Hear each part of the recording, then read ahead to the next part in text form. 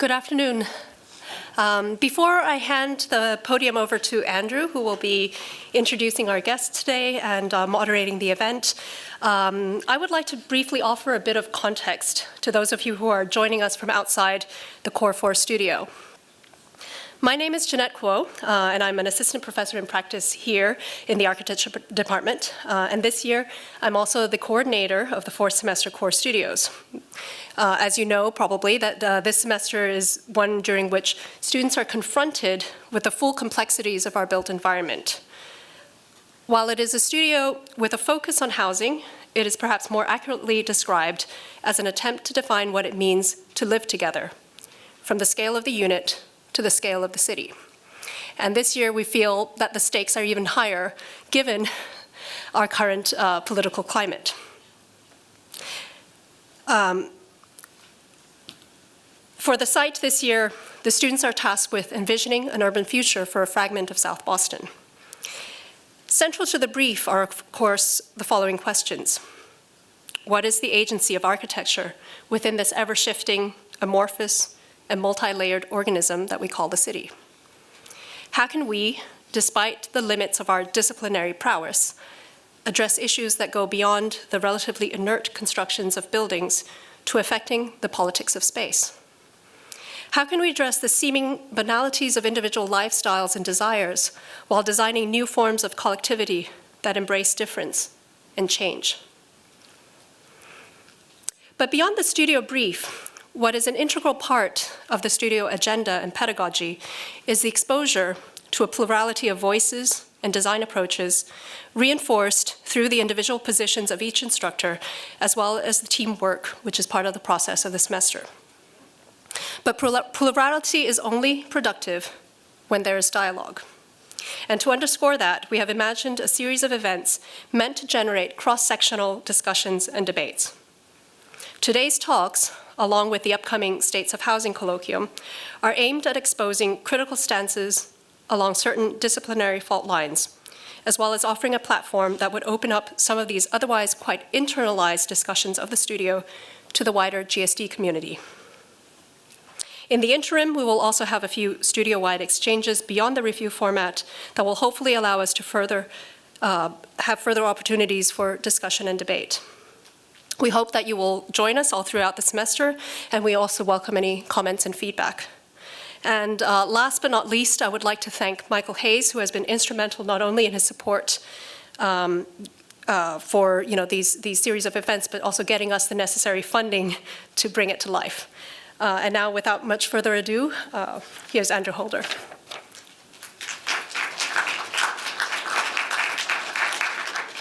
Great. Thanks, Jeanette, and thanks to everyone for coming. So today I have the great pleasure of introducing two of my mentors and also friends, Bob Somol and Neil Denari. And I'll just say from my point of view, their return visit to the GSD is long overdue, and I'm very happy to have them here today. So Bob taught me that good formalists disclose their structure at the outset, and so here's what I'm going to do, just give a kind of cursory introduction to the very few of you who may not know who they are, talk about some overlapping histories, both with sort of my own educational history and their histories here at Harvard, and then I'd like to close, before I turn the floor over to them, with an attempt to kind of frame a polemic, because we brought them here not only because they're sort of wonderful and interesting in their own right, but I think the kinds of work they are doing are particularly apropos now. And so I would like to kind of make that claim for sort of contemporary urgency. So first up in the realm of just kind of the cursory overview, Neil Denari. Neil Denari is, of course, a practicing architect and principal of NMDA. He's the interim chair at the UCLA Department of Architecture and Urban Design, where he's also a professor. He's had a long teaching career at many institutions. One notable stop was his tenure as director at SCI-Arc. He's the author of countless essays. I'd like to just call attention to three of his books: Interrupted Projections in '96, Gyroscopic Horizons in '99, and it's either Mass X or Mass 10, Neil? Mass X, forthcoming, I believe, in a matter of months. He's exhibited everywhere. His work is held in major museums. I'd like to call attention to sort of three of my favorites of kind of Neil's vast body of work. I'd refer you first to a show in 2010 at the Ace Gallery called The Artless Drawing that shows Neil's engagement with the kind of representational modes of computation before computation. His work, I believe in 1995, an installation at Gallery MA in Tokyo, which was a kind of single surface project before the single surface project as we know it. And then much more recently, the work that he did starting in 2012 on the Keelung Harbor project in Taiwan. Bob Somol is a design critic and theorist. He is currently director at the UIC School of Architecture, and he's held that position since 2007, UIC, University of Illinois at Chicago. He's the editor of a volume called Autonomy and Ideology, and has served on a number of editorial boards for important journals. So if I kind of frame Neil's work with what I consider to be some of my own personal favorites in kind of his oeuvre, I'll do the same for Bob. Essays I would refer you to, first, Notes Around the Doppler Effect and Other Moods of Modernism, written, co-authored with Sarah Whiting while she was here at the GSD, I believe, and another much shorter publication, 10 Reasons to Get Back into Shape. He is an occasional designer and has a beautiful project called Off Use, which is a house on Olympic in Los Angeles. And I believe that he is in some phase of completion on a book manuscript, which we are very much looking forward to. I think tentatively entitled, This Will Cover That, Writing and Building from the Death of Corbusier to the End of Architecture. All right, so a bit about their histories and what brings them here. So first, I'll just disclose that I have sort of personal histories with both of them. They were teaching at UCLA while I was a graduate student there. Bob was a kind of direct mentor. I took 2 studios with Bob, and he also chaperoned during my first trip to Tijuana. Neil was... I'll say more of an indirect mentor. I was not in his studios, but he was always a kind of interested and engaged critic, and I would say occasional supporter, occasional critic of my work in a kind of fascinating way that shaped the trajectory of my career there.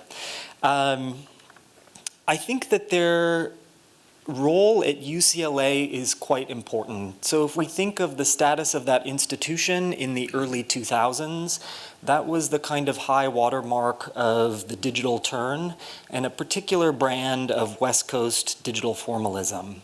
And I would credit Bob, Neil, and also perhaps Mark Lee as holding down a kind of counter-proposal to that work, or maybe we could call it an alternate center of gravity at UCLA, and by extension, a kind of alternate center of gravity for that entire discourse.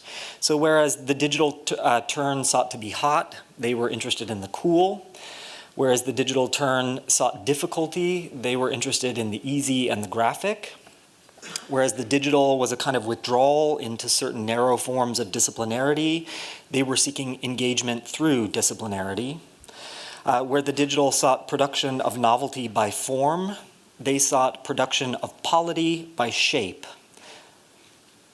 They also have a history of intersection here at the GSD, or a history of intersection with the GSD. So Neil Denari is, of course, a graduate of this program, and he was a visiting critic for Option Studios, I believe, in 2010. Bob is also a graduate of Harvard, but not of the GSD. He's a graduate of Harvard Law. Where his third-year paper, and this will become relevant in just a moment, was entitled Reinventing Modernism, Roberto Unger and the Postmodern Legal Consciousness. I think Bob was also a visiting professor here under Max Goggin, but I will say that is missing from your CVs somewhat conspicuously. So, all right. Now for the polemic. So I think if we return to the GSD of like the late 80s and early 90s, The GSD and the law school, we could imagine, were a kind of ground zero for an entry of the critical turn into the professional discourse. Roberto Unger, coming from the law school, perhaps kind of held down a corner of what we would call the crits among that faculty. And he was a kind of interlocutor who moved between the law school and the GSD. And sort of from our own ranks, Michael Hayes, writing through and about Mies, helped construct the possibility of a critical architecture that offered a kind of mirror through which we could critique or dissolve the constructs of capital. So I would position Bob and Neil's work as a kind of extension or reaction to that lineage, or maybe more properly, a kind of counter-proposal to the critical. And if I had to put it all under one umbrella, I would call it a projective agenda as opposed to a critical agenda. So, while this is a somewhat crude caricature of a kind of deep body of work, I would argue that the projective agenda is interested in the modes by which architects represent the city and construct homologies with it that also open up possibilities for working on the city, perhaps in a political sense, which is just to say that our disciplinary modes of description can also be mobilized to construct new futures. And as a corollary to this, that form, or more properly shape, will always already be political and capable of taking action in the urban sphere if only we figure out how to mobilize it. So in Bob's case, this means what I would call a kind of plastic politics, which means imagining the formation of new groups of people or collectivities in his parlance, new urban affordances for those collectivities, and fictional futures that can inform or recalibrate the present. In Neil's case, this maybe takes the form of what I would call a graphic urbanism, which we could think of as working through the ways in which the building can retain the gestalt immediacy of the drawing, particularly through pattern and shape, to propose future constructions that although verging on the machine aesthetics of the sci-fi, already trade on a deeply familiar set of semiotic codes. So if all of this sounds kind of obvious in terms of my description of the projective, I would argue it's simply because their work has been so completely absorbed and naturalized by the academy that it is now kind of endemic to the way we work. It's completely naturalized, but under assault from, let's say, 3 different vectors.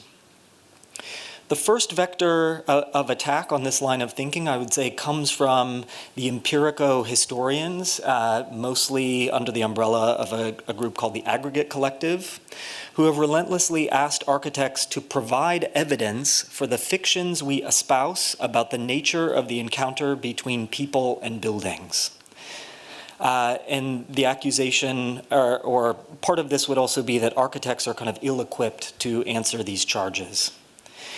The second vector of attack has to do with architectures of social justice, which are related to the kind of empirico-historians, but a separate challenge that has asked us to take seriously the politics of marginalization and subjugation of the vulnerable and minority populations.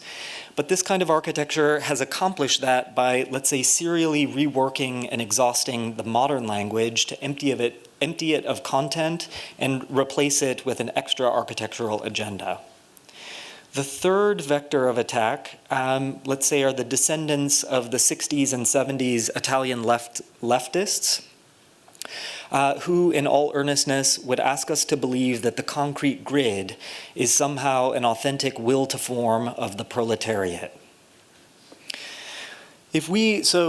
Those are the kind of my configuration of the projective and these kind of three camps that seek to sort of destabilize it or perhaps replace it.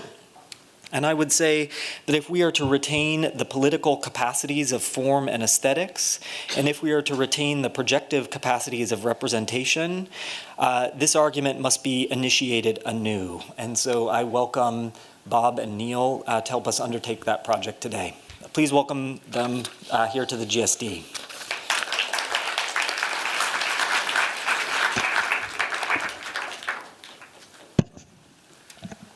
Oh, lights.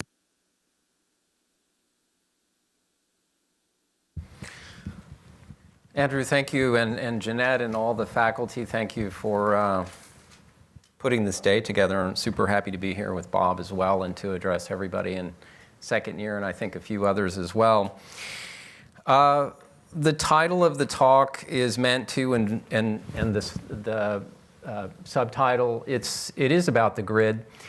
And let's say in terms of the three ways in which the work might be under assault, as it were, I'd like to think that maybe the project's a little bit homeopathic. In other words, if the grid is both humanizing and inhumanizing at some level, I want to give the city more of what it already suffers from to be able to overcome what we might see as a limitation. And that's a fault line, obviously, for the studio. The organizing device and the zebra, of course, is the zebra. The zebra is there to identify partly the issue of the graphic project, and secondly, the project for which I'm involved in, which is to defamiliarize, and I think that's a loaded term. I think it's a term that could belong to either projective or critical camp at one level. Defamiliarize the grid, and you'll see how we're doing that, to be able to, let's say, humanize it more, allow personality involved beyond politics or along with politics, to be able to see what can happen with the work. I'm also coming to you as much as a practitioner, as a teacher. They're indistinguishable for me, and I'm going to be showing you current projects that are in the office, and we're attempting to deal with this very issue.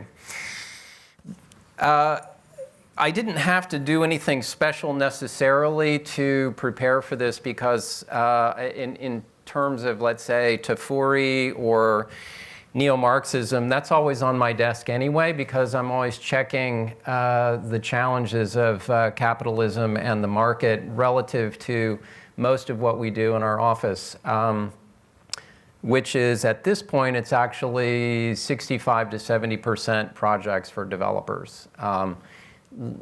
More and more work for developers just because the cities are busy now, and we do have housing, especially in Los Angeles, that needs to be constructed. But you have to think of architecture in a field of all other disciplines, objects, nature, industrial design, cultivated nature, wild nature, et cetera, and it finds itself in the field, and I would argue that it's just one medium among all other media. We practice it, and this is what our expertise is and so forth, but I'm not really a strong Hegelian to believe that architecture is the mother of everything, or because it's the biggest, it's the most powerful, especially at the level of accommodation and communication. So that's in question.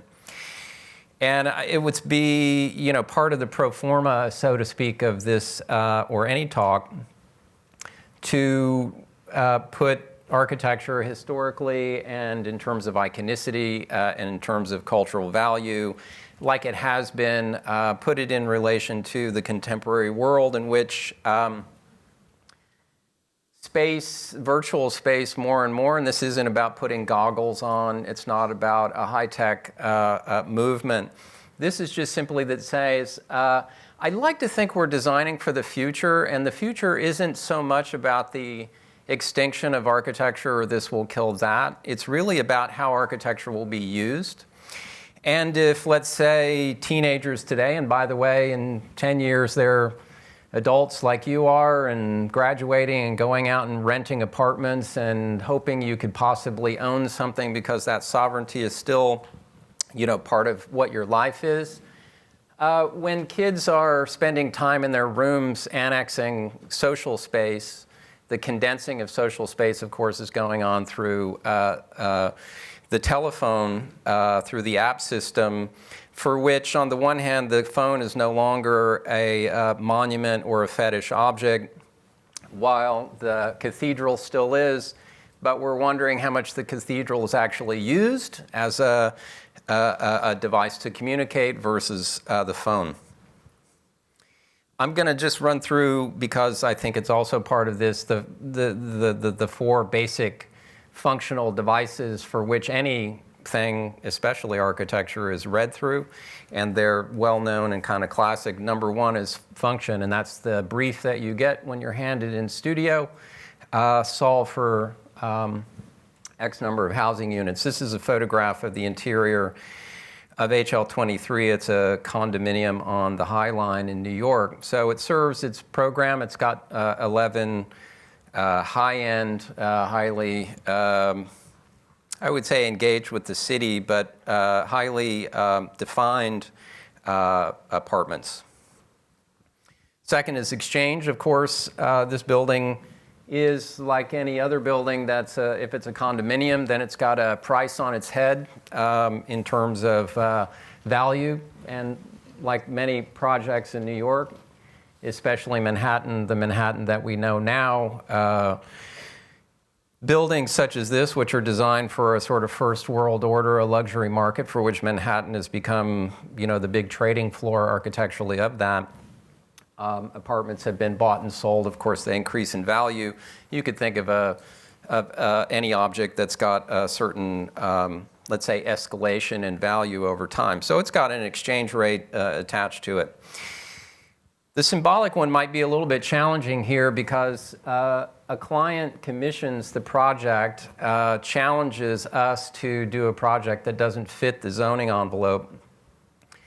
Sort of for two reasons. One, he doesn't want to build a building that fits the zoning, and by the way, it would be the same as the small one next door, 25 feet wide. And so it was a dare on the one hand.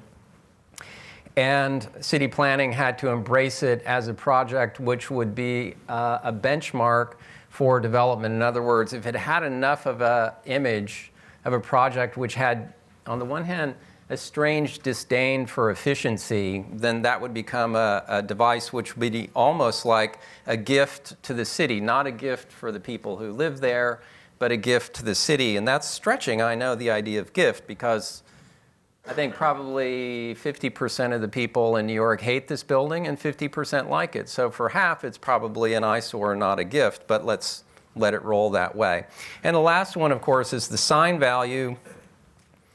Sign value for the person who lives there, expression of status, sign value for the developer who had the nerve to commission it. And because it's a luxury object, you can say that it's only a sign within the context of that particular world, for which, on the one hand, we weren't imprisoned by having to deliver a particular sign form. So in this case, we were saying this is our architectural project, which in the contemporary world of architecture, it too has its sign form logic outside of the people who own it or built it. And in that sense, what's interesting about buildings themselves is there's always two owners, theoretically, the people who bought the condominium and the architect. Because in a certain community, this is my building. It's a building I did. And so it's a bizarre form of ownership, and yet that still goes on as a sign form for value in the work. And so here's a quick diagram on how an architect and a developer may work. And of course, the asterisk of profit on the right, which has to do with everything, all the blood, sweat, and tears you put into a project for your modest fee in relation to whatever the developer. You can imagine that there's a strange antagonism between those, but they have to find an alliance through, let's say, legacy, identity, and the pro forma of actually doing the project. So this is a super important drawing for me. Now we're in part two with that little preamble.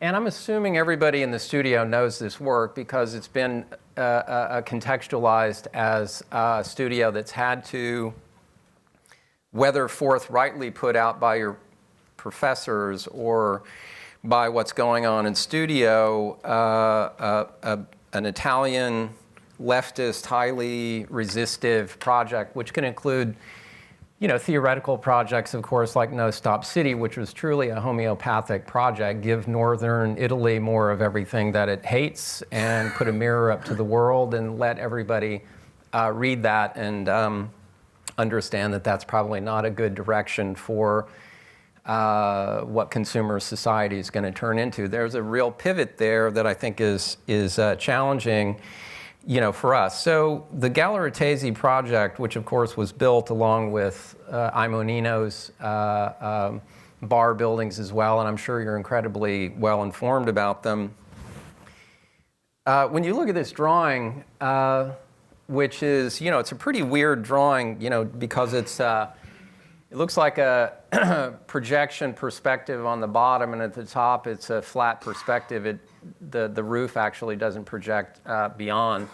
And Rossi makes the chiaroscuro from De Chirico, of course, and laminates that into the rational project. And shadows look like they're going in two directions, even though they're not. The shadows in the small windows could be going from either side. You don't really know. You have to track it where the big fins and the big louvers in the arcade are. But if you know this building, you know that the sense of life on the one hand that exists in this drawing maybe didn't translate because the kind of heart and soul of, let's say, Rossi's particular brand of rationalism is really embodied in this project.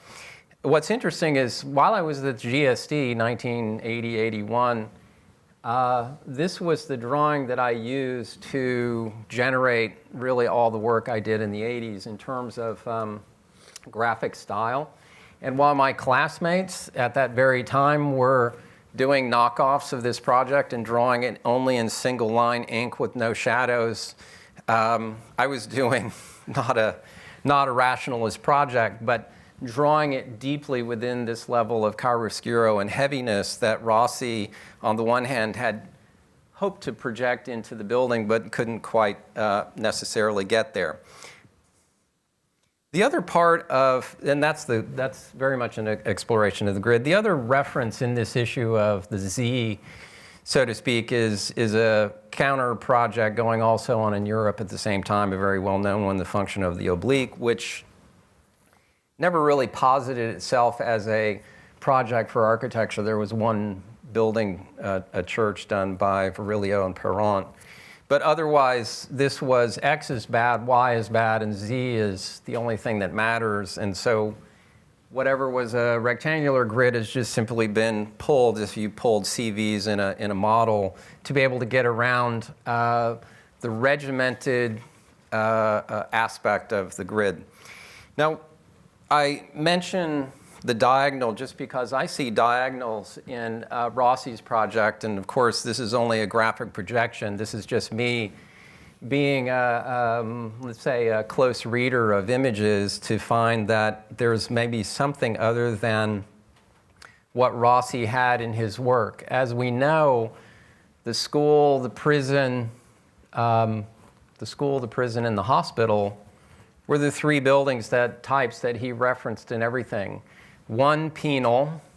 I guess you could say a school, depending on who you are, could be penal, or it's just simply an issue of discipline, et cetera, et cetera. So this issue of how the grid is a discipliner and can also become dehumanizing and potentially penal in its visual code as it references something like the prison is a dangerous fault line, and that's what I want to draw the attention to. In other words, it's not strictly the A-form project or the A-architectural project to rid the author, et cetera. There's still so many things going on in there. This is more or less what Vancouver looks like today. This is an image a few years ago. High-rises in Vancouver and downtown started cropping up about 1980. And each one of these towers, mostly at this point designed by local architects who themselves were working with incredibly rigid formulas from developers to exploit footprint and FAR and so forth. But at the same time, creating a city that on the one hand, besides its kind of spectacular landscape, has produced, let's say, a skyline of snowflakes. They're all the same. They're really slightly different, but it's like this is the equivalent of freshly fallen snow. I see all the flakes, but it's just one big thing. And of course, our client says, can you make a speck in the snowflake landscape because this is what is needed? So the project of resistance or difference or value at the level of exchange, at the level of sign, at the level of symbol, it all starts to operate. And at some level, it's an alliance, whether it's holy or unholy, between the architect and the developer to make a project. This is a rental building. It's a mixed-use building. There's commercial on the ground floor. There's an office building that is stealthily operating in the base, and the rest of it is a rental building. Here's the makeup. And what's important to look at this is a lot of this project is determined by the zoning envelope. For instance, the one big profile that you see is not by us. I would never sit down in my studio and draw a form like that to say, let's make a tower like that. Never would I do that. It's defined and determined by that. Our client wanted us to push all of the FAR up into the spike. So we have to find ways to, I would say, mitigate, oddly enough, that free form that you get with the zoning envelope. There's an office building that's actually behind the facade that still resembles the housing, so that's a certain overcoating of the graphic effect of the grid. And you see very small studio units. That's actually the office building. The big window, the small windows behind as a way to carve out the, let's say, the appearance of the problem of the podium and the tower, which is a big problem in a place like Vancouver where those rules sort of generate it. And the second thing we're trying to do in relation to that, of course, is once we get through with the form, we put a wallpaper over the whole project to give it less of what the city suffers from, let's say, which is now trying to differentiate every facade as a way to get around the kind of blasé nature. We thought we'd make a project that would kind of make a hypertrophic grid, but do it in a way that the city hasn't seen before, even though it's not a claim of novelty or anything like that. So the one on the upper left, that spike, that diagonal is given by the zoning envelope. And the second one with terraces facing to the south, that's our discretionary moment among other little ones, because otherwise we could have trimmed the building off level and given more space to gridded units. But instead we produce a moment of let's say, defamiliarizing of the grid. Yet the blank areas between the gridded windows and all the slopes are telltale signs of the problematic, which is housing doesn't want to do that. Housing doesn't want to get into the world of the Z. It only belongs to the X and the Y. So to force the Z or the zebra onto a housing project is a project that's, I would say, trying to problematize the real problem of the grid as both the inherent logic of housing, but based on economy, based on politics, based on ideology, based on the idea of making a project that should be the background, and housing should never express itself in a certain way. So clearly we're in a both-and sort of world. Here's the main shaft of the building. Every unit in this building is a Swiss Army knife. Nobody will even be bringing in a sofa, because this is a micro loft project that we know now is a valuable asset in a city like Vancouver, which is one of the top 10 most expensive cities in the world, along with New York, London, and Frankfurt, to live in. So who the market is, how much they cost, et cetera, of course, that brings up a whole sort of issue. But this is a rental building. It's different than a building for sale of another sort. So within the shaft of the building, we have a Galleritesi. It's an unflinching, slightly staggered set of voids, that run up the entire edge of the building. And those staggered windows, of course, play with and make tension at the edges and the corner and the beveling of the shaping of the project. It's almost like we're showing you the way in which the problematic nature of what does it mean to deviate from the grid is working. 2 and 3 bedrooms sort of fill the diagonal part of the project, whereas here we've got studios that are machines. They can't be altered in any way, so that's a real pixel project, and we find ways in which we can absorb peculiarity. We want that within the larger units. I just mentioned these 2 buildings just for a second before I show you one slide of the last one. So 1972, the future. Nakagin Tower, the apotheosis of metabolism.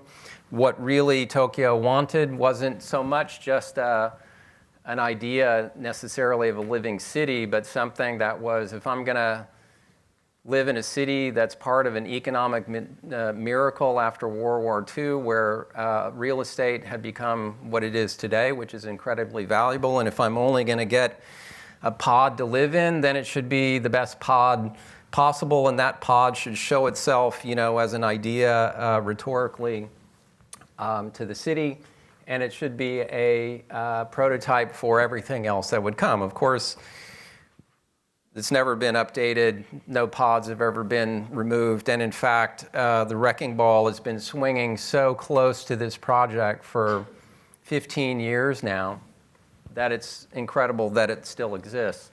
Trellick Tower by Erno Goldfinger, the second, the kind of more refined building in that series. The Balfron Tower in East London was the first one. Was finished in 1972, and it was dead on arrival. You know the whole story. You've seen that movie, High Rise. That's what it's all about. It was dead. It was finished. The tower was a problem, and the tower had been proven to be inelastic in terms of being able to support idea of the collective or the social, even as it argued probably in different terms for the idea of the sustainable. And if you look at the little graph on the right, this slumping value, and I'm talking about dollar value of Nakagin, they intersect conceptually somewhere about 7 years ago, and Trellick Tower is now a highly coveted building. So some of the aspects of image and material, and also the relation of the time politically, depending on what culture you're in, these are 8,000 miles apart, same time frame, different story. Just a slide here of a second project in Vancouver, Twin Tower project. It's not within the center of the city. It's across the river in an area where there are few towers, and yet it's along a new transit-oriented district. There's going to be a subway line that connects University of British Columbia on the west and eastern part of the city. And of course, these projects are challenging politically because they're about rezoning. This is, as of right, massing, but the FAR is 3 times what the site is. The previous project is an FAR of 2 times the site. So they're about promoting a certain kind of density. And the only thing I'll say about these projects is it's pretty clear, again, what's going on, which is we have drivers for a lot of issues of repetition, and yet the cultural nature of the project is curious relative to value. This is a public park. We haven't designed it yet. Of course, on private land, the land slopes up to a lane in the back that allows you to walk out onto the park. Otherwise, you might just say it's a green roof, but it'll actually be designed as a public park, and that's an amenity that the developer will give to the city. So we're already talking about gift economy or symbolic economy at some particular level. The building on the right is going to be a dormitory for Emily Carr College. It's the best art school in Canada. And the one on the right is a market rate building for families. And where you see a square window, that's 4 units ganged together. And where you see a diagonal unit, That's our free play, where we've got study rooms or work gym, meeting rooms, and so forth. So this is yet again a diagram of, it's an overt diagram of what you can't fool with, and where the zebra comes into play is where you've got program of, let's say, optional ways to manipulate the building geometry. And in this particular case, while we argue that the unit should be good, it should be a grid, it should work, the sliding doors, the accommodations, and so forth, and that we're going to put a certain amount of energy into space where the degree to which the building does something to deviate from the grid, it's supported, it's allowed. There's an economy to do it within the idea of, I don't know, gridded logic that we're trying to challenge and I guess confront and overcome. Thank you.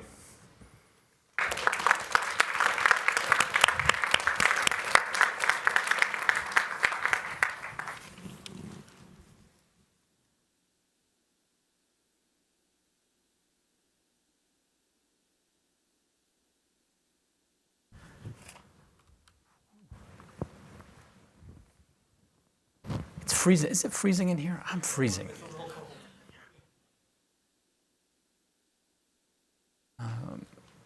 All right. Let's see.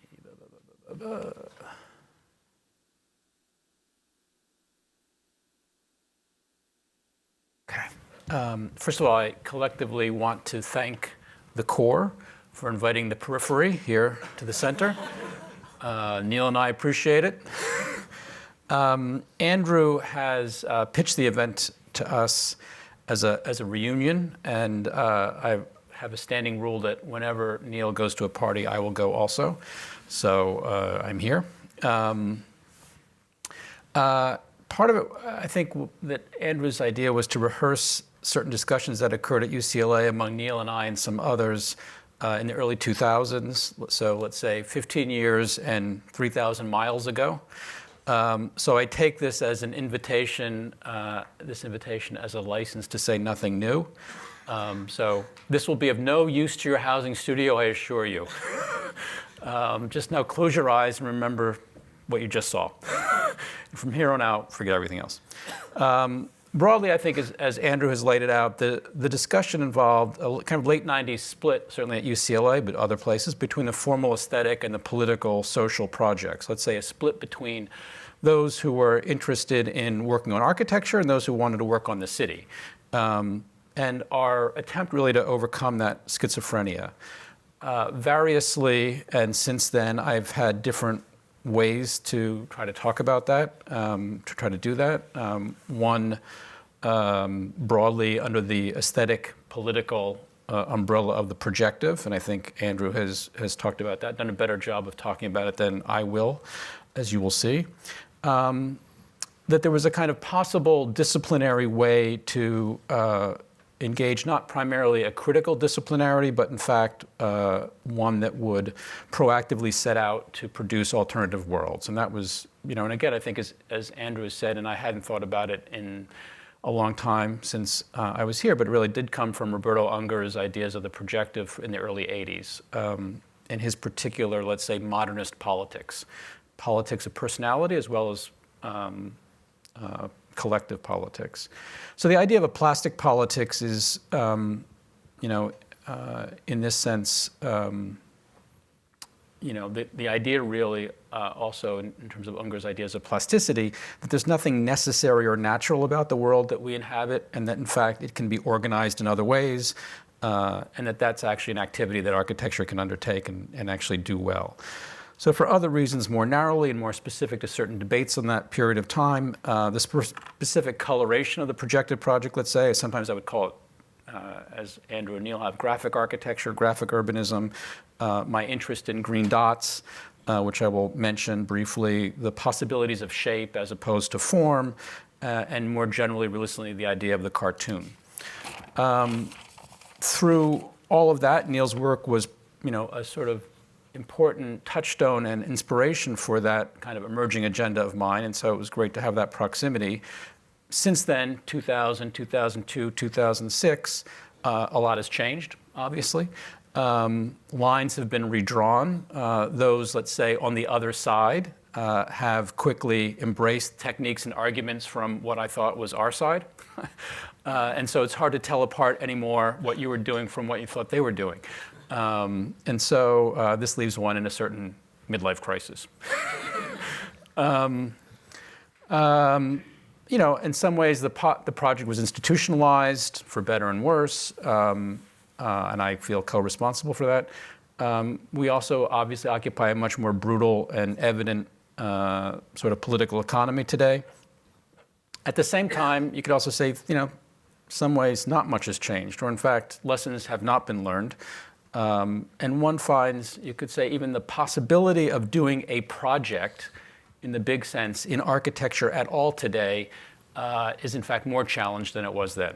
And so I think that this is the first thing for me to set out, which is what are the possibilities of a project today? Andrew called me an occasional designer, which is quite generous. I would call myself an occasional everything. Because I've been an admin over the last 10 years, which means I have nothing to show for it. But I just want to set out 4 basic, quick, hopefully, provocations for the discussion. Again, let you close your eyes and let Neil's work resonate. I'm going to set this for 17 minutes so that we know when it goes off that I am in violation of the time rules, which I will be, and I will just stop. And you would think that after 15 years, I would be much better at this, but it turns out I'm not. I have no time management skills whatsoever. So I just thought I'd start here with Herzog Demeron and Remy Zhao collaboration, an early project. Sort of start with imagine we the words, we close our eyes, and you, man, you can no longer imagine anything. And I, you know, in some ways, I do think that Herzog Demeron are an instance of this graphic architectural project. I also think that they have a project, and this differentiates me, I think, from someone like Michael Meredith, who has basically dismissed Herzog Demeron as having a project in those terms. And I think that they are, in some ways, for me, the apotheosis of a certain historical project that I will allude to. But in any case, I think if we're talking about graphic architecture, first point is words and things. This is a part of a much longer discussion, but you know, I think that I don't mean just simply words in the sense of billboards and super graphics, although I do mean that also, but again, the possibility of the project to say that the text and the object rub against each other in a certain sense. Clearly, this is Venturi's somewhat tongue-in-cheek, but also you know, it's clear that the speech act that's going on here, this is a kind of cartoon with a speech bubble, you know, a declaration of something that's clearly not the case, a very typical American loft building with a sign that it's a monument. Again, it's clearly his argument, you know, for a shed and against a duck. You could also say, though, you could revise it and say, I am a city, which is just as possible, not a monument. In other words, Venturi's problem wasn't only with sculptural ducks, but also with megastructures. You could say buildings pretending that they're cities. So rather than look like a city, you could just simply say, declare, I'm a city. And in fact, maybe that has more currency today because you could imagine these sorts of structures laundering the landscape, particularly among those interested in logistics as big data centers or big box retail or whatever. And they, in fact, are seen to be urbanism for some people. I would say, though, and maybe this follows Andrew's point, that there is a kind of misinterpretation, I think, of Venturi's nominalism in this sense. In other words, it turns out that the words are still important. I think that today this is what we've gotten instead. I think that people understood Venturi's nominalism to basically say, well, we can do without the sign, actually. And I would say that that is maybe 2 genres of work today that you could see, whether that's a kind of logistical school or what Andrew might call the neo-rationalist school of boxes. But you know, so that we can talk about that in the discussion, maybe. The other person I want to throw on the table here is Robert Smithson, whose work, I think, also defines in some way the generational project that I still want to hold out hope for, I guess. This is from Smithson in '67. The scale of a letter or word changes one's visual meaning of the word. Language thus becomes monumental because of the mutations of advertising. And what I'm interested in Smithson's work really is this idea, and you can see it in Heap of Language and many other projects. He's the first artist critic, and I'm interested in the architect critics of the same generation. But the idea, you don't know whether this is a text to be read or whether it's an object to be looked at, or if you're supposed to look at the words or read the drawing, let's say. The confusion between the visual and the verbal. The collapse, you could say, of words and things, which is fundamentally the Smithson problem. So I think that, when I think about the issue of the graphic architecture and the problem of words, I guess it's because I think it emerges at a certain point in time. Let's say that there was a moment, we call it modernism, when form and ideology were seen to be isomorphic, or they fit together. There was a transparency between them. And that more or less, the world that I'm interested in, which is the possibility of architecture as a cultural project, happens after this fissure, let's say, when someone like Colin Rowe, after the war, says that, in fact, form and ideology, what modernism looked like and what it said, were never coincident. That, in fact, the forms and the ideology never added up. So there was the physique flesh of modernism versus the morale word. And Rowe, of course, being the good formalist, decides to go on the side of the physique flesh. On the other side, you could say, Rainer Banham at the same moment says the exact same thing. He says, look, there's isms as styles, like cubism and aesthetic, and there's isms as slogans, let's say ethics, like futurism. And Banham says, let's forget the forms and go with the ideology. So really, they say the exact same thing, they just end up on different sides.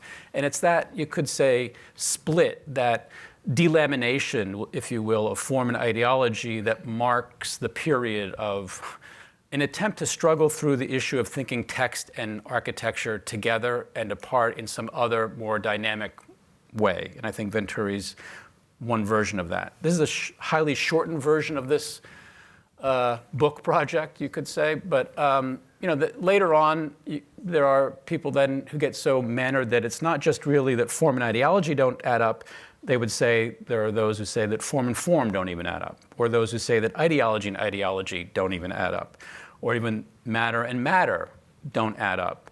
And the names of those people are Eisenman, Herzog-Demeron, and Koolhaas. And in particular, I'm interested in the way in which the index and the image and the plot, which I'm naming the way in which they think things and words come together. Peter, the trace of a process of form colliding against form produces its legibility. In other words, that's an index. Rem, the case that the plot, meaning both in a geological sense of a plot, like Smithson would say rocks, like a plot of land, but also a plot like a narrative plot, and even a plot like a drawing, are the superposition really of one ideology on the other, that the ideology doesn't add up. Or in Herzog-Demeron's case, you could say the opposition of matter and matter. And again, this is where I, disagree with Michael Meredith's recent dispute with Herzog-Demeron, saying that they've established a problem for our field because they don't have a conceptual project or consistency.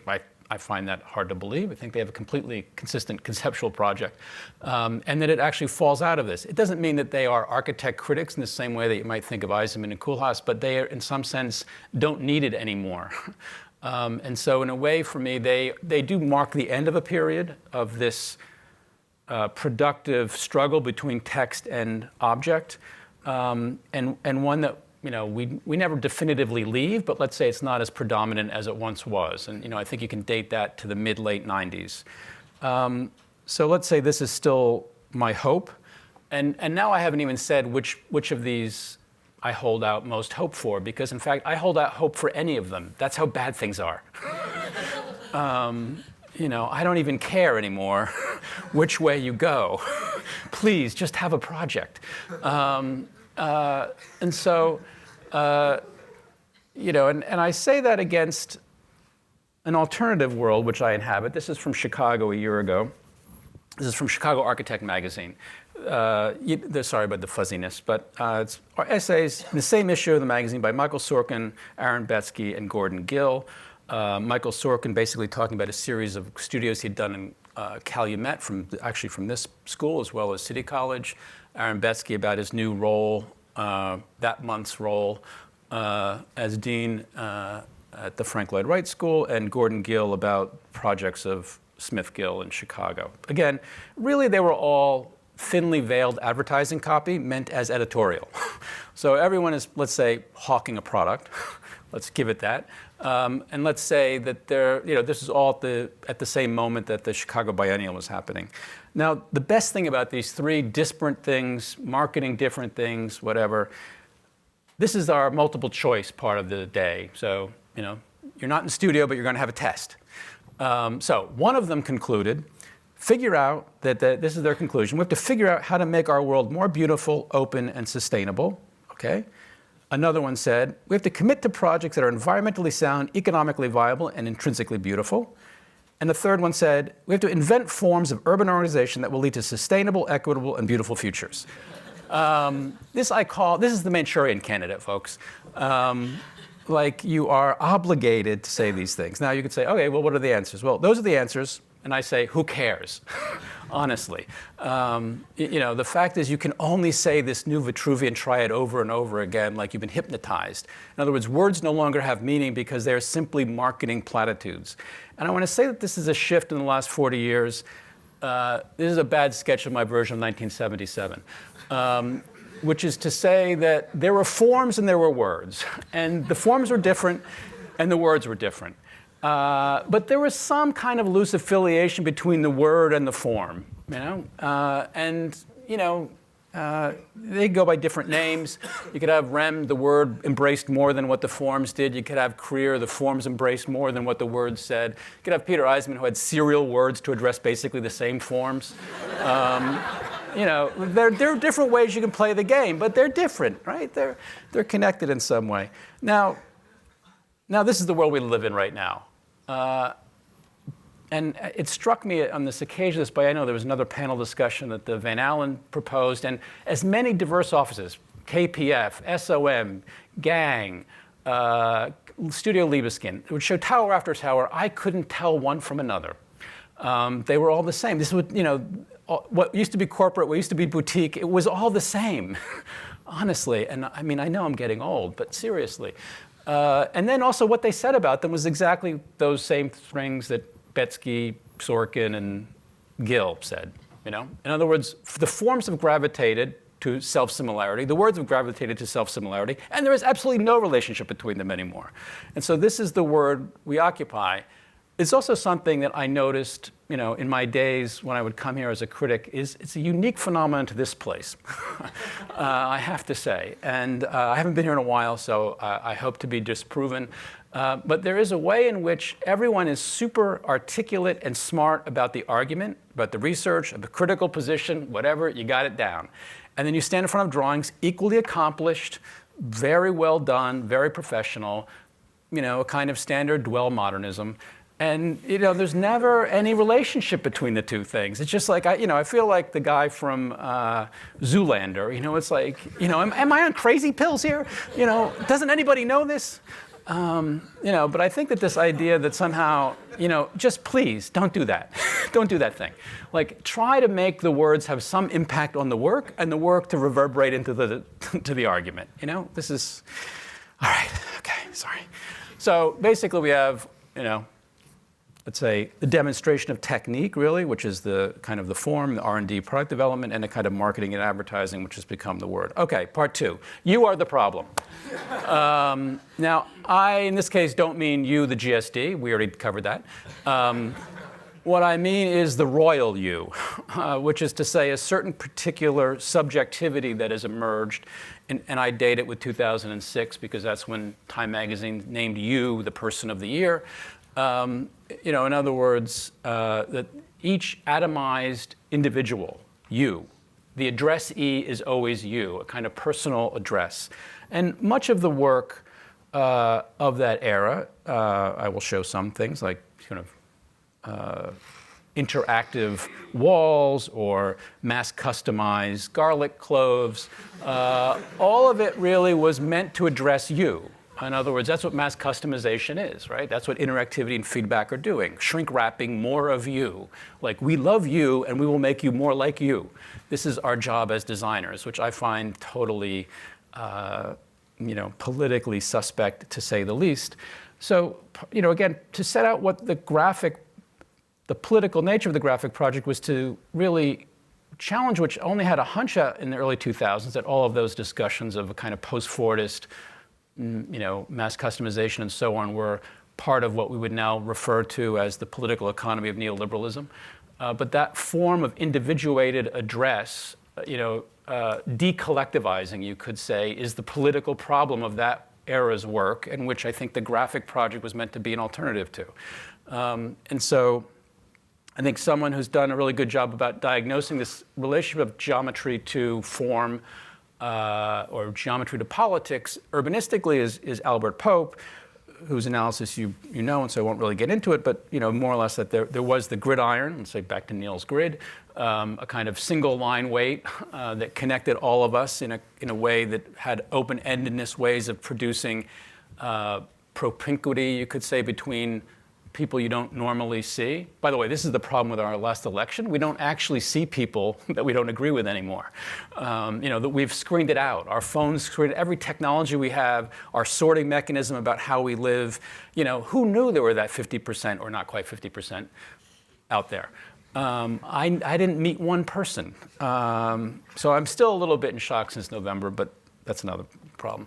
But I think Albert actually diagnoses the spatial architectural urban geometric problem, by what he calls the kind of articulation, in my terms, or the refinement, you could say, of the geometry, the greater intricacy that really the suburb and exurban developments produce. So a kind of 5-line weight problem where you go from now no longer the gridiron, but basically the kind of interstate to the feeder road to the off-ramp to this, series basically of smaller and smaller ways in which the grid individuates itself. Now, you should immediately think architecturally of mass customization. That's what it does. It addresses you. And so this kind of narrowing, ultimately, of the addressee to be at their spiral, at their cul-de-sac, at the end of the road. In other words, it's a capillary system that ends up with you at the end of the cul-de-sac in your private house. It's a kind of geometry that filters out that ability to become something else or to have to rub shoulders against difference. So it's really against that mass customization, or in Albert's case, the shift from a kind of grid to a ladder form that was part of the desire. So to sort of talk about again this particular 40-year transition, and again going back to the moment of the biennial in Chicago, I think that some of the same tropes were in effect, let's say. Sorry, I got two. More or less that the first event, which went by this name, the State of the Art of Architecture in '77, was a group of kind of ideologically minded architects, silvers, grays, white. Oh, man. All right, that was 17 minutes. I'm now on your time. I will make this as quick as possible. And then the kind of expansion of that field, geographically, generationally, and so on, which is mainly seen as a success. But for me, it really marks this transition from a kind of moment of debating positions where difference was a construct, an ideological construct, to the idea that now we just witness results. This is what we do today. In other words, now it's not we're constructing difference, but simply diversity is a statistical fact, a condition. And I think the reviews and the positive reviews of it were, this was meant to be an endorsement. The show is not about big names, and its message, architecture could be defined in individual personal terms, i.e. you. You like it, you don't like it, it's up to you. And I find that actually architecture is not valuable in terms of personal individual terms. It actually has a different set of terms that are collectively shared. And if we want to have a political architecture, they have to be discussed in those terms. So my quick version of the transition here is, for those of you who are Bond fans, like the early Bond, let's face it, Sean Connery, great Bond, kind of a boring wooden character though. Grant him that. He had some fun on the job. He had some perks. But like the Bond of You Only Live Twice or From Russia with Love versus the new Bond, Skyfall, Spectre, et cetera. The Sean Connery Bond was on the job, on the clock, doing his work, fighting the Cold War, even if it was called Spectre and not really Schmersh or the KGB for whatever reasons. But basically, it was still part of the Cold War ideological East-West politics. The new Bond, basically the guy is never on the clock. He's like, they can't even find him to do a job. He's like, they have kind of put a LoJack on him to find where he's at because he's off on some personal revenge mission. It has nothing to do with world ideology. It's all about him and his traumas, And so, the confrontation scenes of these recent Bonds, and they're identical, by the way, and this is what's brilliant about the things. First of all, the evil guys, they don't confront him really. They're really confrontation. They're not even really torture. What they are is therapy sessions. Like finding out about you. It's all about Bond. Silva, my favorite. It's like, James, we are like two rats. It's beautiful. And then, Blofeld.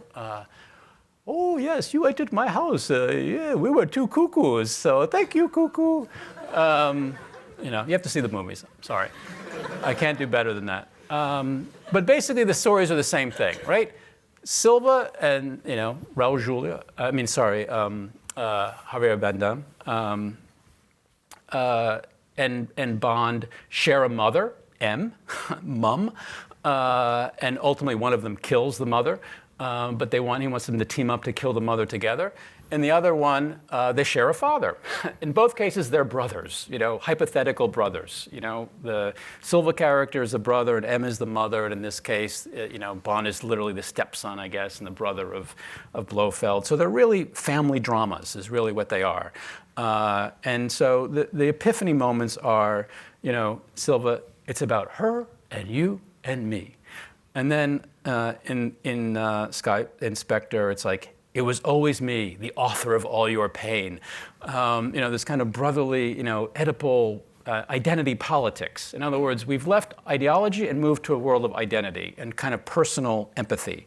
And so this is, I think, a kind of huge loss for our moment. And I won't go through the form of that. I think there were other projects, flipping back to the biennial, that were quite successful in thinking about other ways through it, Fujimoto's and that. Okay, point 3, don't articulate, saturate. I just got a text message, how's it going?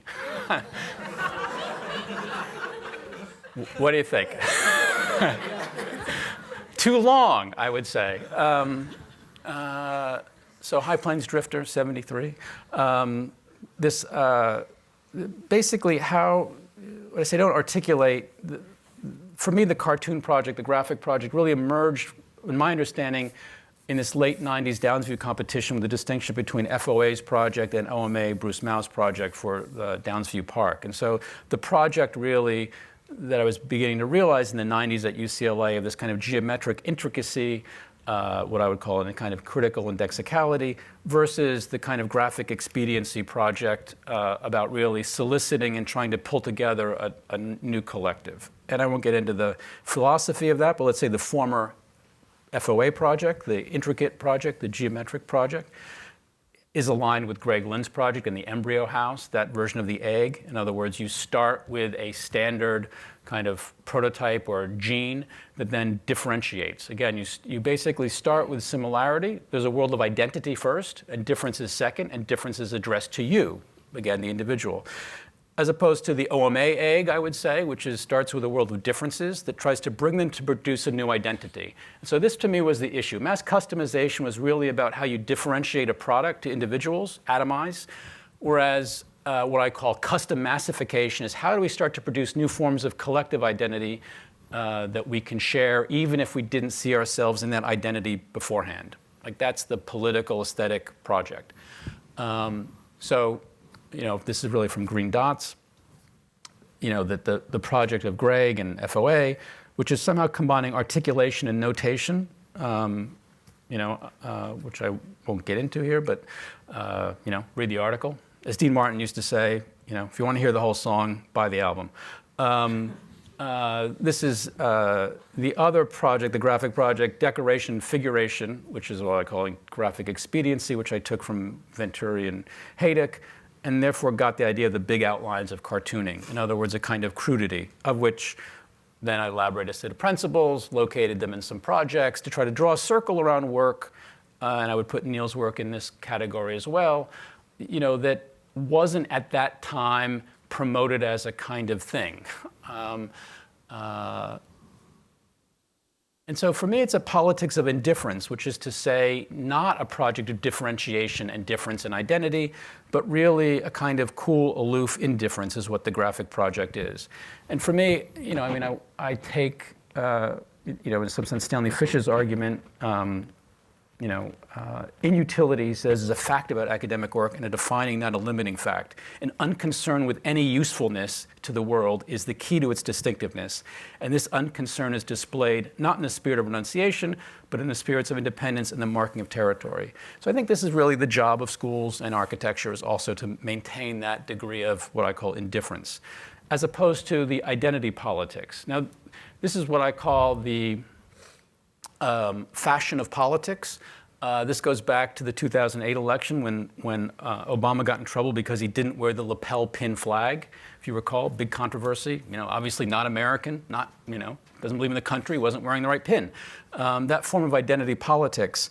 And I guess as opposed to that, I would say there is also a politics of fashion, and I would say a politics of architecture that you could think of differently.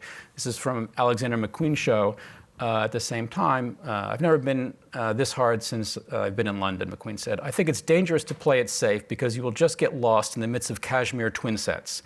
People don't want to see clothes. They want to see something that fuels the imagination. I think that that's the job of architecture. In other words, it's not about the pin fashion idea that somehow there's a fashion of politics, is to say that there is a way to represent a priori a pre-existing constituency that you represent, as opposed to the idea that if you throw out something, an unlikely object of desire into the world, it will gravitate and construct an audience around it. That's the world-making activity, I would say, that I associate with McQueen, and really what the project of the projective was. Fellow travelers, Rem Koolhaas, won't go to it, but basically, hard now in this context to look back at this text, although I still take it to heart. A pretext for Nietzschean frivolity. Dare to be utterly uncritical. Certainty of failure has to be our laughing gas. We have to become irresponsible. It's that kind of tempting of disciplinary irresponsibility that I am interested in, and this graphic in particular, this 4-Earth thing, which is supposed to make us feel bad, which I always take optimistically and say, yeah, that is really cool, 4 Earths. I think we need 4 Earths. That sounds good. Like, how do we imagine different worlds? The moral version of the 4-Earth problem is Chicago's identity as a green city, which is these little green toupees on the top of buildings. This one's City Hall, which are basically the end of cul-de-sacs that are totally inaccessible. Talk about the lack of accessibility of this new atomized public realm. For me, Chicago's the green city because of this, which is every St. Patrick's Day when they dye the river green, and all of you will be like, awful, how could they do that? But it's actually a much more important collective political event than the green roof. In other words, to bring the city together around a certain graphic urbanism, I will call it, where on one day, everybody is becoming Irish, which basically means getting drunk and kissing indiscriminately strangers. But let's say it produces a certain form of collectivity. And this was the essay that I think Andrew gave you, and so I won't get into it, but it was the Zago project for housing for closed exhibition in Rialto.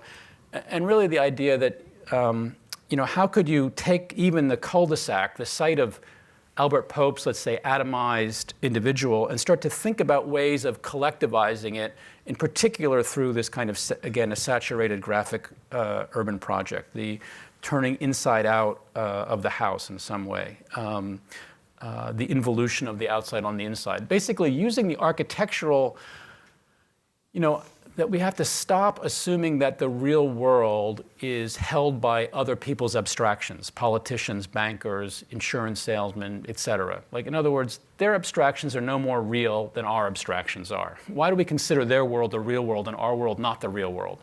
You know, that really, and moreover, all of their abstractions are based on ours. In other words, the relationship to the ground, the definition of inside and outside, the gridding of territories and subdivision of zones. These are our disciplinary techniques that they've naturalized and internalized, and it's our job to pervert the system precisely through a hyper-disciplinarity. Actually, Roberto Unger would call this deviationist doctrine, and that's the way in which you become political, through a kind of hyper-disciplinarity. All right, I'm going to skip all this. Blah, blah, blah, blah. Oh, but I should point this, though. This is a studio that Neil did when I first started, which I take as an example of this. It was Google Earth plus Photoshop, reimagined, and narrative scenarios that redescribed Chicago in this kind of hyper-realistic way. So Battle Island was locating all the fields off of Grant Park. Jane Mansfield Park was a nice one there in the lower left. So the postscript here is, it's not just the job of design to rethink how we can generate the project. I do think that criticism, we have to reinvent what criticism is, and therefore maybe this addresses Andrew's first point about a certain group of scholars and historians who are working a certain way. This is a magazine that we just launched in Chicago. Penelope Dean is the editor, James Goggin, the graphic designer. A bunch of us are on the editorial board. On sale at the Carpenter Center. Not to be unmarketable. But the magazine is basically these 15 characters that different authors play over time. So in this issue, I happen to play the inventor and the cameo. Sam Jacob was the mortician. The outsider, we have someone who's not really involved in architecture. In this case, it was John Langford, a kind of punk rock musician, founder of the Mekons, Waco Brothers, which is great because now we have this huge following that we never would have had otherwise, because everyone's like, want to follow John's work, and so all of a sudden, you know, his ratings are much higher than the rest of ours. So we've explored a whole new market by having an outsider inside that magazine. Even you as a character.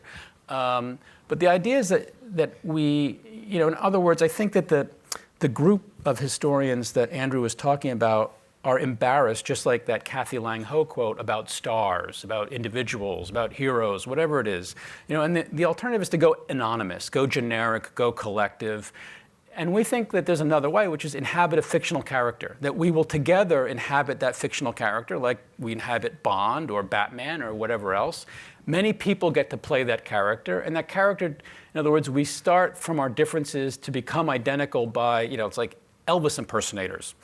There's something that's revealed to you when you go to an Elvis impersonator event, you know, and everybody is trying to become the same thing, but they're kind of awkwardly not that, you know, different in whatever way. They have the wrong shoes, the wrong belt, or everybody's kind of off a certain way. But the ambition to like inhabit the same role and the same character and define a character over time, and to make the character point the way for a discipline, because we don't see artificially to create a construct to see the field of architecture through another set of eyes, the political economist, the talent agent, et cetera. So that's the, let's say, the ambition of the magazine, and to really run it as columns where everything starts at the beginning. There are small credits in the back, so you can find out who did it. In other words, it's neither about promoting identity, nor is it about hiding identity. It's just about rethinking the fact that we are playing a fictional character as a way of advancing argument in the field. Because what we've lost, in my contention, is the ability to make arguments today, and that what we need to do is figure out how to do them. And I would say against research. Look, I was a big research studio guy on the early train, worthless, done, over. That's it. That's really all I have to say. Thanks.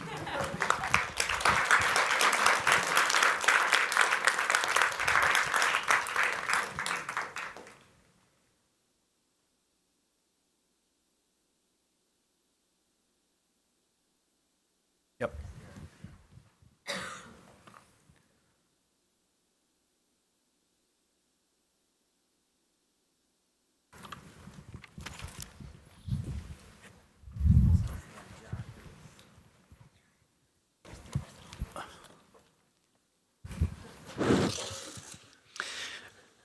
So first, I just wanted to sort of offer our sincere gratitude again for the two of you coming. Those were wonderful, wonderful talks. And Neil, Mariana, Abanez, and I were whispering as you were showing the green commercial building that we're sort of wildly jealous of that thing. I think you're a step ahead of your far junior colleagues in terms of a kind of fractured high modernity, which I also see them sort of searching out. It's a really incredible piece. So we are going to be kicked out of here by another lecture in just slightly after 6. So I kind of want to balance the million questions that I have, maybe against the desire of the audience to ask a few of their own, because it was a sort of promise that the students would get to engage you directly as well after reading the materials that you sent along. So I'll ask either one, maybe 2 questions, and what I'd like to do instead of playing a kind of pop quiz game is maybe engage you in your role as pedagogues and just say, like, here are some issues that we're working through, like, how would you take this on? Or I know that you've also engaged sort of similar things in your recent teaching, and can you kind of help us work through it? And both of these questions kind of came up in your talk, so that it might just entail kind of repeating for me a bit more slowly some of the things that you've already presented. The first has to do with the kind of relationship between an explicit social agenda and architecture. I alluded to this a little bit in my introduction, but I think it's easy for us to fall into a kind of imagining of the social agenda and architecture as existing with respect to one another in a kind of zero-sum game, that the more architecture one has, the more we pay attention to the kind of habits of the discipline and building, the less attention we are paying to the kind of urgent social question, to which we should be turning our attention. And if we spend money on the building, then that also comes at a kind of cost. And it seems to me as though maybe that project has sought out a kind of emptying out and repetition of modernity for very specific reasons, like the kind of repetition of the modern box as being the sign par excellence of the new sort of social project. And maybe it's sought out modernity precisely for the reason that you articulated, Bob, but in a kind of opposite value system, that there is the kind of appearance, if word and form kind of map onto one another in modernity, we would want to return to that because it feels or has the appearance of being authentic, like no games, no humor, no bullshit, just you're doing the thing that you are supposed to be doing. So I'm wondering if you guys can maybe kind of take on that question of how to see kind of agenda, particularly a kind of social agenda, not as in conflict at all with the kind of project of the discipline. Yeah, I'll kind of leave it there, because it seems as though you both have sort of separate escape routes from that question, and that the kind of positing of these two things as being in opposition to one another doesn't keep you awake at night at all. And so maybe you can just kind of explain your respective escape routes from that problem. I might jump in really quick, but if I think about the 3 articles and the 3 extracted quotes from the Chicago project on beautiful, sustainable, open. The beautiful is a curious term, because who says what's beautiful? We know what sustainable is supposed to be. And I guess if you can make a net zero building, it can look like anything. So you could foist a visual travesty on a city and go, but it'll be here forever. In other words, I have all the data to back that up. So the split between the project of the social and any other project still falls on a dividing line between the ego and the promiscuous architect doing whatever they want indiscriminately, but now theoretically an architect could do that and do it, with discrimination and make a project that's sustainable and still could be, maddeningly offensive, at some level. And it's always assumed that those words go together if you have the right kind of politics. If that's one way of extracting that. McQueen foisted stuff that was, not everybody thought was beautiful, but he's an exemplar of an idea about sparking the imagination. Let's say that's one of the, examples of that.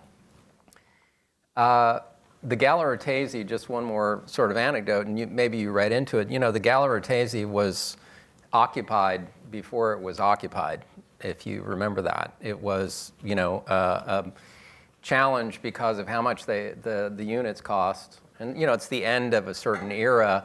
And half of it was also about, it didn't look like housing.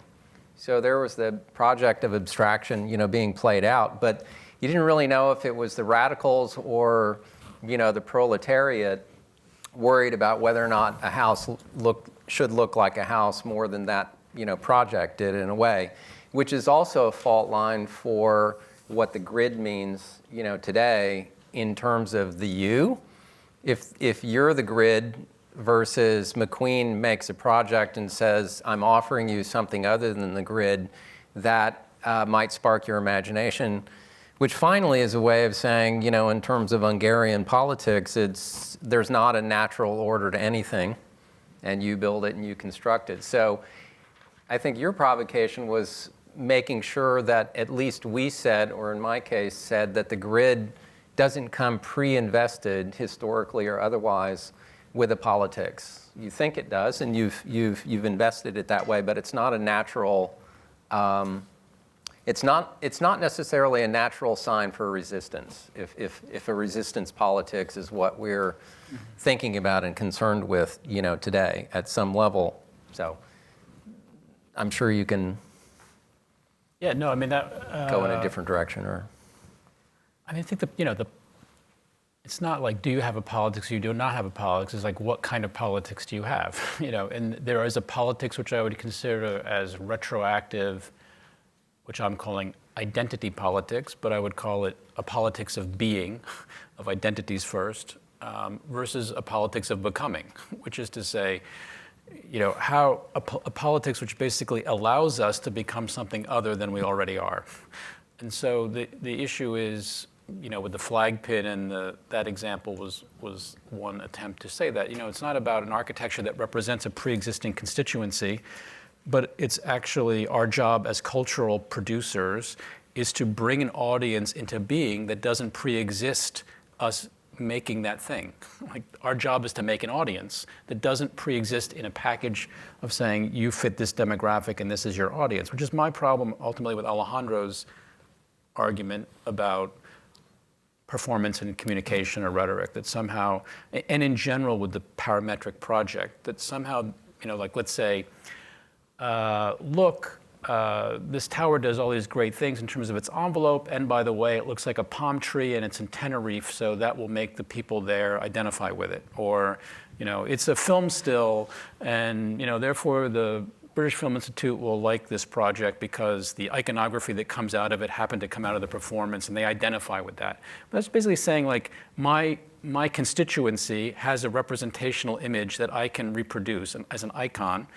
And I find it cynical and not political. And I think that the issue is, you have to tempt failure if you're operating culturally and politically, which is to say, maybe no one gravitates to that thing. Maybe nobody buys that magazine. Maybe nobody goes to that project. But that's your job, in some sense, is to fail. We occupy a world where failure isn't an option, whether it's BIM, don't get me started on that. The idea of a guaranteed product, that's what we're supposed to produce. We're good service providers. We provide this guaranteed product that has no risk. We've eliminated risk out of it. It's been cost estimated before it even hits the drawing board. No problems. It will work. Everything in our culture is doable. This is what I call the culture of delivery or doability. This is, this is what the neoliberal political economy dictates. It's a worldview which is only here and now. And so the problem with parametrics is it can only remap the here and now. Those are the only parameters that it's mapping. And so in a way, you can only get more of the same, and that's not a politics. So the issue is, how do you jump out of that political world into some other world? You can't possibly do it parametrically because, in fact, the categories and the so-called needs have already been pre-digested and predefined. So you're just balancing a world that has already accepted its Pareto optimal point. And so the issue is, well, what techniques can you do to imagine what I call untimeliness as opposed to the nowness that neoliberalism dictates as our present horizon that has no history, no past, no future. It will for always be the same, and we're just optimizing. We're just good optimizers of that pie. And in fact, we could organize totally, maybe we want cake, we don't want pie. Maybe we want something, in other words, it's not about that form of efficiency. Thank you very much, Patrick.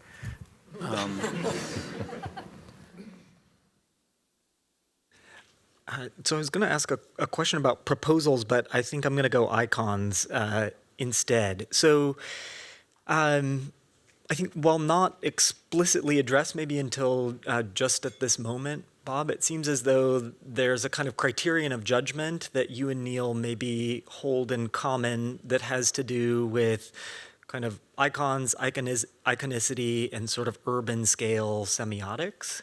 And so if in Bob's formulation, a certain kind of isomorphism between a collective and its icon is bad, like palm tree and Tenerife, maybe Neil proposed an alternative. I think you may have just coined a kind of wonderful phrase on the fly where you called some of your projects erstwhile monuments, and maybe I would just tweak that and call them erstwhile icons, where they have a kind of, they're the result of a kind of casual, or let's say they're the result of a process that does not aim at iconicity but arrives at it anyway, and therefore have kind of slippery relations to like definite meanings or sort of definite decodings.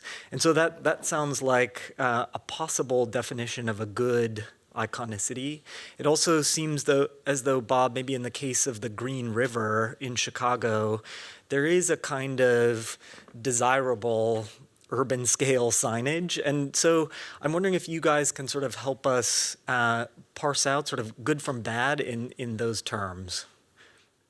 I mean, I wouldn't call, I'll be Neil's lawyer here for a second. I don't think you should call it an icon. Yeah. I think what Neil meant to say is logo. I mean, I think that's actually what we share, a kind of interest in the logo. I mean, my argument would be the icon reproduces a pre-existing identity because of its resemblance, and a group, they like corn cobs or whatever they like, you give it to them. A logo has a degree, and I would say the digital work out of which you and others have come, let's say Greg's work about the blob, was how do we resist any form of resemblance? Right? In other words, either it resembles something or we have to challenge any form of resemblance. I think the logo is interesting because, again, it's what I call imageable but surprising. In other words, it's not about resisting forms of identification. They just don't come as the pre-existing forms of identification that an icon has, the built-in audience. So the issue is, for me, the logo is between the blob and the box, or between the icon and the blob, in the sense that it could gather, it's abstract enough to gather people who weren't in that box to begin with, to, have, and so for me, Seattle Public Library is a logo, not an icon or a block, So it's a different category of, which I think comes out of the graphic, and, so that's, and, I think what's important is the issue of profile and silhouette to me in Neil's work also, which is my interest in shape, which is to say, you're not extruding the ground plane. The Z, part of the Z is the fact that there's cantilevers that are gravity-defying cantilevers that produce, a kind of logo or sign that is a shape not dictated by logics of extrusion or I'll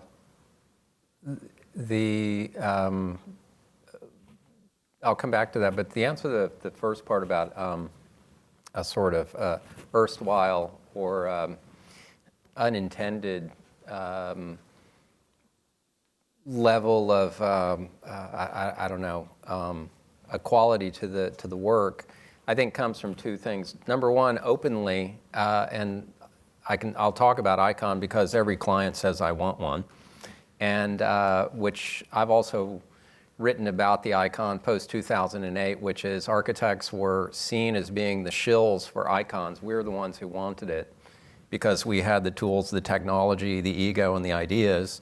And then we're supposed to shut that down. But meanwhile, cities and clients still wanted them, not because they became necessarily more educated, but because it somehow resurfaced as a project that still had value, but was now in the hands of the commissioner rather than the architect being the one to, theoretically supply it. So it also has to do with what arrow the direction of, desire is. Number two, maybe it was easier to get to a project that had a easier or higher economy, let's say, return because I was trained or had intuitive ambitions toward the exotic rather than the politically restrained architectural project. So at some level, the ability to manipulate has always been part of the skill set, and it also came with a certain fearlessness to work that way, except that now, really since the Gallery Ma project, it's been, I still want the same end game, but I don't want all of the anxiety imprinted, on the project in a way. I don't want to show that, that part of the work. I could debate the difference between icon and logo at some level just because if at the heart of the icon, its history is the image, because that's where it came from, Christianity. And if the logo is a branding device for which immediate recognition and retaining of the image is meant to convey or allow you to have loyalty to it or knowledge, I would say that I'm interested in the device, but let's say not interested in, as maybe even as much as I was 10 years ago, the immediacy of it. Like the Green Project, if it's a profile on one end, it's completely different on the other end. So which one is it? And in fact, we had an extruded profile for that scheme, in the office at some point going, it's got to be that. It just has to be brutal in that way. And, we abandoned it for that very reason, that it was a project that, let's say, leveraged too much of the idea of the logo and went for what should happen, which is another critique, not a critique, but a challenge to the grid as a disciplining device. So I think our work has aspects of both involved. I have a million other questions of my own, but Jeanette, if I could enlist you in helping me pass the mic to a student or two. Oh, great. Thank you. Do we have any questions from the field? Bijan.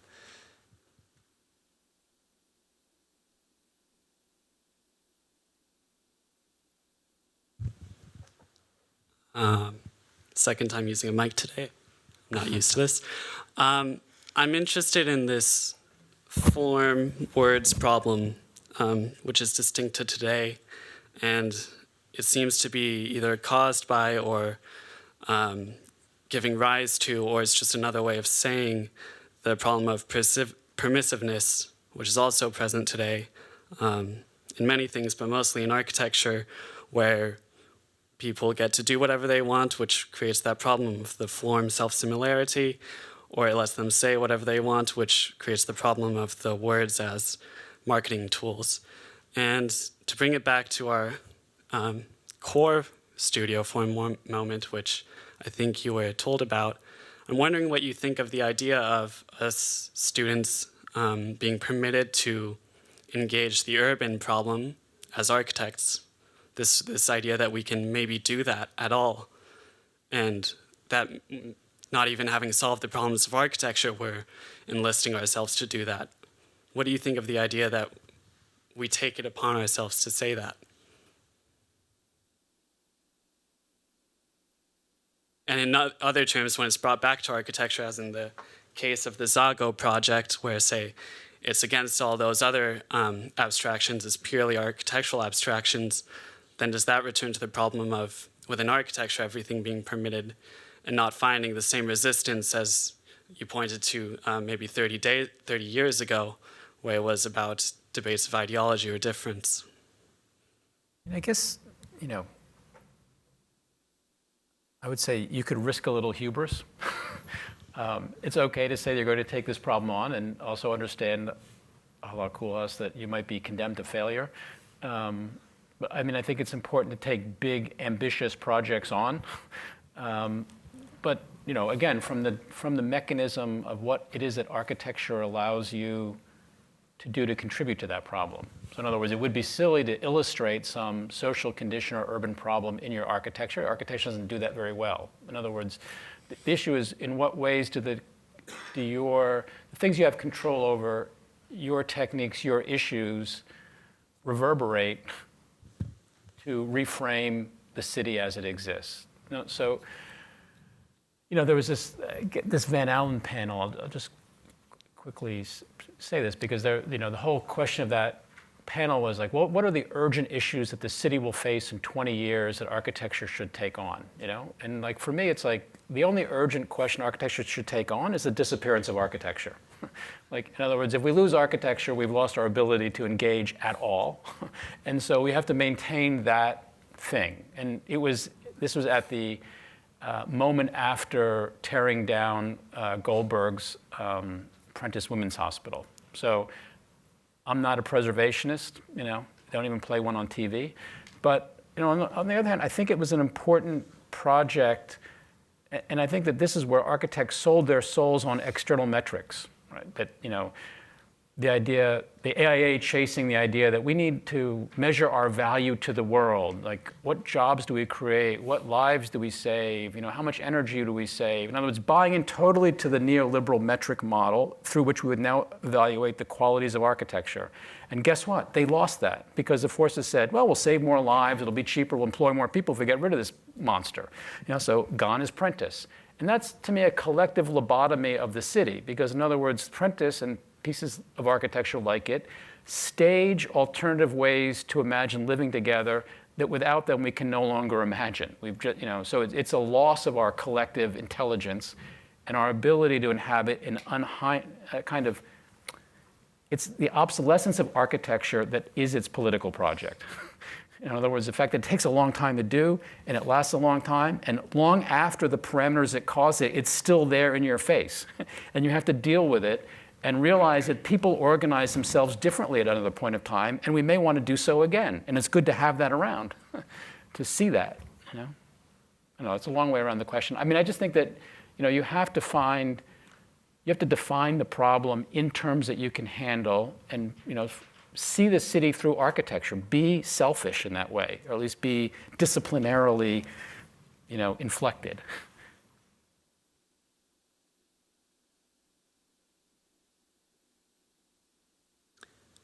Do we have another question?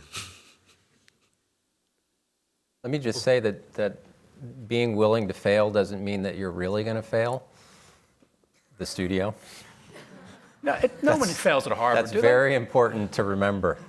So making arguments as a student, which we demand, and sometimes we as critics forget to teach you how to make them. I think we need to remind ourselves that that's what we're involved in doing, is to giving you tools to be able to argue with, and giving you at some level permission to do that, and making frivolous, but ultra serious proposals that should and can be debated. And as long as you can work and uphold with that, I'm always going to uptick your grade, at some level. I say grade just in terms of being able to articulate what does it mean to support ambition for a student. It doesn't mean only virtuosity. It doesn't only mean how well you can take apart the thing and put it back together again. That's a craft level that I constantly try to just give the tools and then submerge it at the same time. So that willingness, I think, whether you call it hubris or I'm trying to learn this project right now, done with the right kind of stance doesn't mean that you're going to be challenged for a lack of humility, I would say. I think it's a sacrifice to the larger discussion.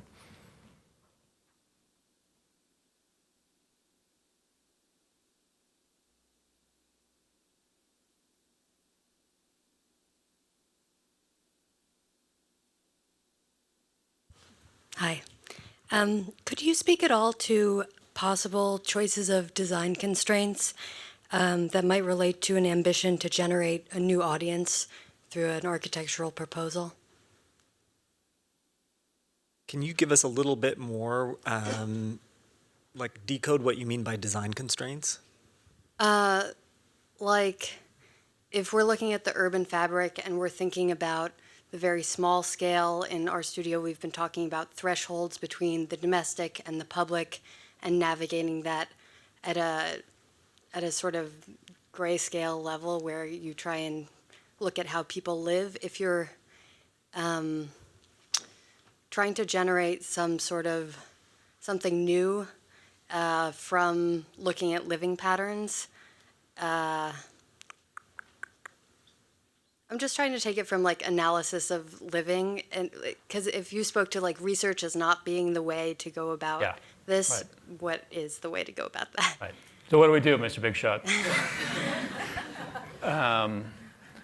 Yeah, no, I mean, I think this issue of like how, my version of politics, and again, it comes from Unger, and what I mean by plastic is that you need, this is what Barbara Johnson, a translator of Derrida, used to say, deconstruction in its early days puts surprise to work. I think like that's our job, is to put surprise to work. Like to be political means to be surprising in a plausible way, but still, that, that somehow what you see makes sense even if you didn't think that would have made sense. That's why it's like a joke. Like jokes are always like, they take you on this trajectory, it's like, oh, it's going to be this, and then they put you over here, and the laughter is because you went from A to Z when you were expecting one thing. So like the logic needs to lead to a point where there's an event of some other break getting you somewhere else. So, I think one thing is, how do you redeploy archaic types? Like I'm much more interested now in history than I ever was before as an untimely possibility of, like reassembling in a Frankenstein way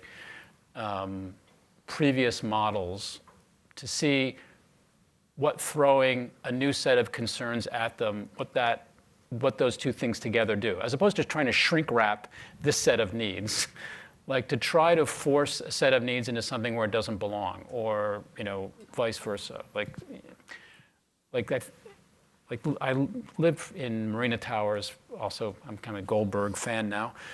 And the best thing about those cloverleaf thing, which I'm sure he never figured out, was you would wake up in the morning and look out at these leaves, and you'd have balconies off your living room and off your bedroom, and it was an incredible thing that you see some guy across the way in the other tower come out basically in his underwear, in the morning on the one balcony off his bedroom, and then go through, and feel like he was in his perfectly private place, and then go through the house, get changed, eat breakfast, whatever, come out in the public living room all dressed.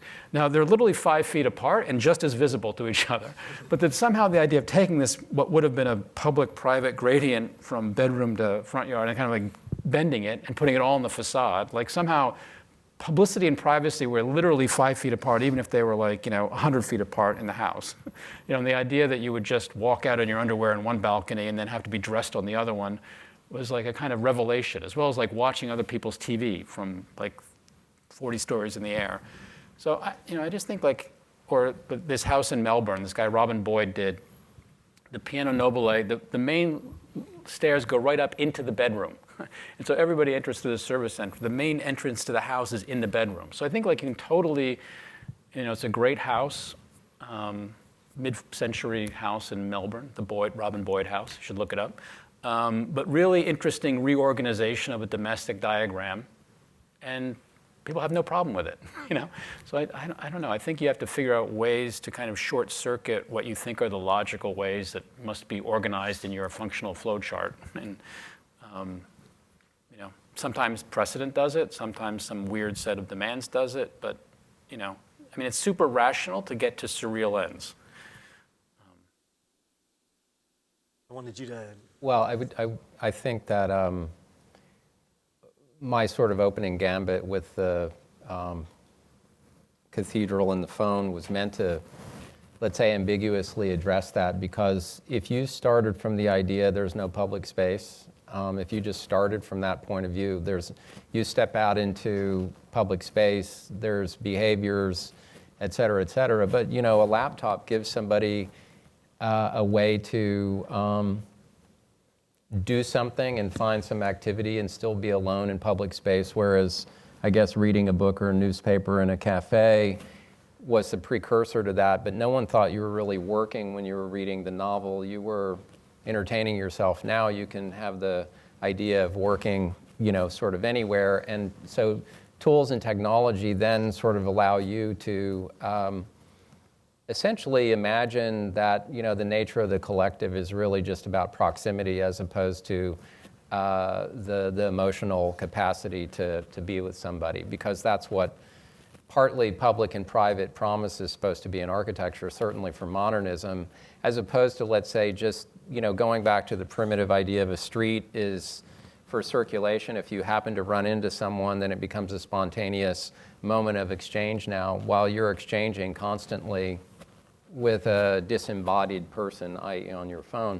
You could do something radical and say there's no public until I make it, which is sort of the opposite of what architecture is, right? Which is an intervention into the public realm with some private notion. So whether it's shifting or I would say that's a kind of a polemical surprise or a thing to work back against, like a constraint, as if there's no public anymore.